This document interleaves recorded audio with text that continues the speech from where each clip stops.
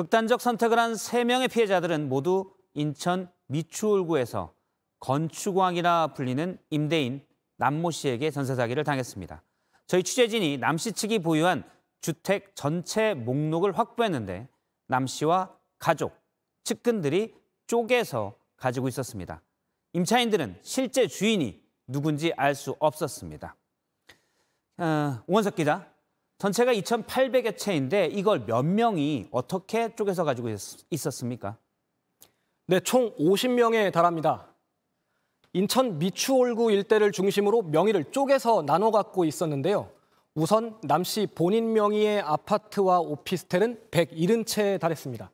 하지만 이건 빙산의 일각입니다. 남 씨가 대표를 맡고 있는 회사들이 여럿 있었는데요. 동업자 2명이 각각 183채, 그리고 169채씩, 다른 회사의 사내이사 2명이 각각 89채와 74채를 갖고 있는 것으로 파악됐습니다. 여기에 남 씨 딸도 집 135채를 갖고 있는 것으로 확인됐습니다. 이것만 합쳐도 집이 800채가 넘는데 이런 식으로 명의를 쪼개 가진 사람이 총 50명으로 확인됩니다. 이들이 가진 집을 모두 합치면 2,822채에 달합니다. 여기에 은행 대출금 등으로 걸려있는 근저당 액수만 무려 3,335억 원 규모입니다. 다만 이는 피해자 대책위에서 자체 조사한 숫자이기 때문에 실제 피해 규모는 이보다 더 클 수 있습니다. 피해가 얼마나 심각한지 현장에 김지윤 기자가 직접 가봤습니다. 이 빌라는 이른바 건축왕 남모 씨에게 전세 사기를 당한 곳입니다. 그런데 저희 취재진이 이 동네를 둘러보니 거의 한 집 건너 한 집 꼴이라 할 정도로 피해자가 많았습니다. 여기서 반경 100m 안에 있는 아파트와 빌라, 오피스텔 등 총 9곳에서 남 씨에게 사기를 당한 피해자들이 나왔습니다. 수백 세대가 피해를 본 걸로 추정됩니다. 네, 지금 이 동네 안에서만은 벌써 저희 2동, 이쪽 2동, 여기 1동에 5동이 있고 뭐 엄청 많아요. 가시다가 나홀로 아파트가 있네 하시면 딱 거기는 경매 당했구나 이렇게 생각하시면 될 정도예요. 피해자 가운데는 20대에서 30대 젊은 층의 비중이 높습니다.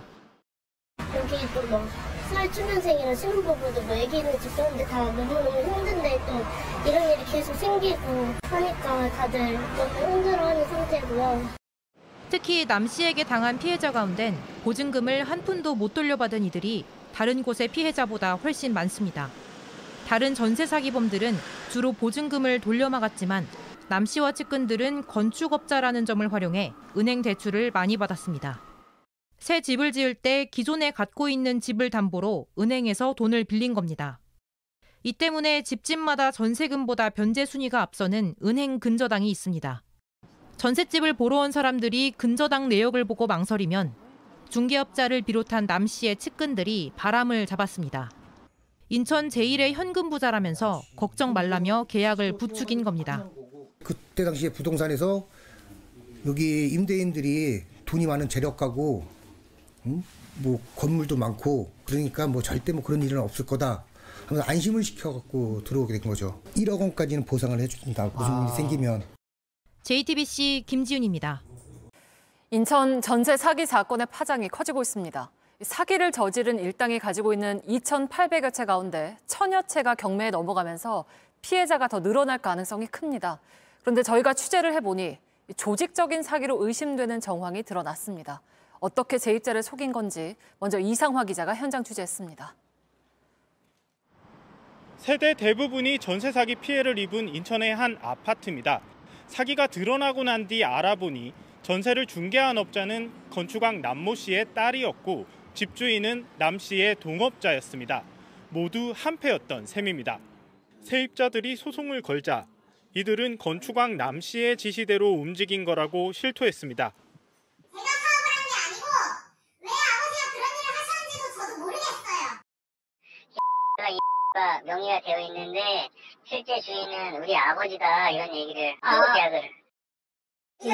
그거는 다 씨가 지시해서 그렇게 된 거예요. 건축왕 남 씨와 명의를 빌려준 동업자들의 사무실이 몰려있는 오피스텔입니다. 이들은 이곳을 근거지로 삼고 여러 개의 회사를 차려 건물을 짓고 명의를 나눠 가졌습니다. 공인중개사 끼고 계약하면 돈 못 받을 일 없으니까 걱정 안 해도 된다. 라고 했었어요. 근데 나중에 지나고 보니까 이제 아니었던 거죠. 철저히 역할을 나눠 움직인 남씨 일당 앞에서 대부분 전세 계약이 처음인 사회 초년생이나 신혼부부는 당할 수밖에 없었습니다. JTBC 이상화입니다. 아침에 당정회의 하면서 백브리핑하는 과정에 이게 유력 정치인이 개입이 됐다 이런 기자들 질문이 있더라고요. 제가 아까 말씀드린 제가 간단하게 알고 있는 정보로는 그 싸게 매입을 해서 그러니까 매입을 해서 이걸 가지고 사기를 치는 건데 여기에 정치권이 개입할 여력이 뭐가 있는 거죠? 이 건축왕이라는 이 남모 씨 범죄자입니다. 사기 가해자인데요. 이 사람이 다른 지역에 가서 투자 사업을 실제로 벌렸습니다. 그 과정에서 고위 정치인들이 청탁과 압력을 가했다라는 제보들이 있기 때문에 특별 수사를 하고 있는 걸로 알고 있고요. 특히 현재 이 사기꾼 남모 씨의 현재 변호인은 오해는 마십시오만은 촛불인권연대 변호사이면서 이미 언론에 보도가 됐는데요. 계획적 사기가 아니다라고 적극 이 가해자를 두둔하는 그런 변호를 지금 하고 있습니다. 그래서 현재 우리 지역의 금융기관들, 이와 공모했던 공인중개사와 감정평가사들, 또 이 사후에 변호인이 선임되고 그 가족들을 통해서 재산 빼돌리는 이런 과정에서 저는 더 큰 범죄가 있을 수 있다라는 저희들이 합리적인 의심을 가지고 경찰에 특별 수사를 신속히 해주도록 오늘 아침에도 공식적으로 요청을 한 상태입니다. 전세 사기 피해 신고가 잇따르며 전국으로 확대되고 있는 수순입니다. 지난해 7월 말부터 올 3월 말까지 이루어진 전국 전세 사기 특별 단속 결과 피해자는 1,705명, 피해 금액은 무려 3,099억 원에 이릅니다. 집 없는 서민과 우리 미래 세대 청년들에게 부동산을 악용한 전세 사기는 두말할 나위 없이 생존을 위협하는 중대 범죄 행위입니다. 특단의 대책 마련은 물론이거니와 다시는 전세 사기 범죄자들이 발 붙일 수 없도록 철저히 수사하고 차제, 전세 보증금만으로 빌라를 수백 채씩 사들이는 전세 사기의 환경이 조성될 수 없도록 시스템을 마련해야 합니다. 우리 청년들의 안타까운 선택을 부른 인천의 전세 사기 범죄자 일명 건축왕 남모 씨에 대한 과거 행적이 언론에 보도되며 더욱 충격을 주고 있습니다. 2년 전 민주당이 집권 여당이던 시절 남모 씨는 사회 저명 인사 행사를 하며 한 시상식에서 대회장 신분으로 민주당 현역의원에게 직접 상을 수여했습니다. 인천에서 활동하던 남모 씨가 2017년부터는 돌연 강원도 동해 망상 일대의 국제관광도시 개발 사업자로 변신해 민주당 소속 최문순 강원도지사와 각종 양해각서를 체결했다고 합니다. 갑자기 활동 지역을 옮겼음에도 강원도에서 동해시 일대 땅을 낙찰받고 개발 사업자로 선정되었습니다. 승승장구한 셈입니다. 어제 원희룡 국토부 장관은 고위 정치인들이 청탁과 압력을 가했다는 제보들이 있기 때문에 특별 수사를 하고 있는 것으로 알고 있다고 말했습니다. 누군가 입김이 작용했을 가능성이 매우 농후하지 않습니까?